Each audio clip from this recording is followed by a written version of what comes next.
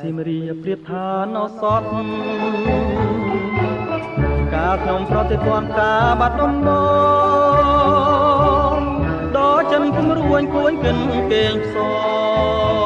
ងតែបាត់ដំបងបងស្មាចំបាឥឡូវបានយល់ចំពេសៀមរាបក្រអូបជួតជ្រាបពោពេញអរាទ្រង់បងបានស្បាយពីរឿងស្នេហា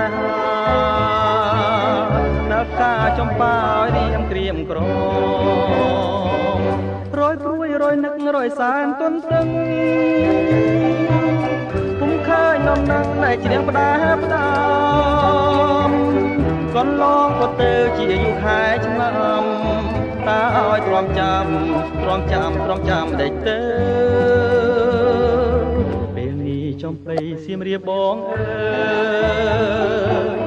មានតែអ្នកហើយព្រះលោកដំរើ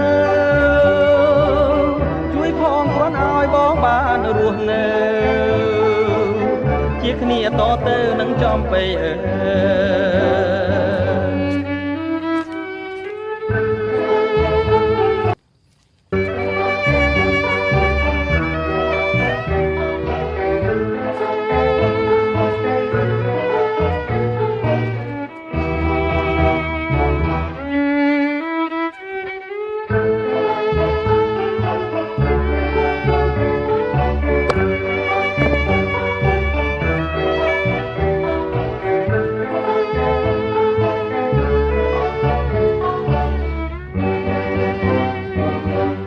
ព្រួយរយនឹករយសានទន់តឹង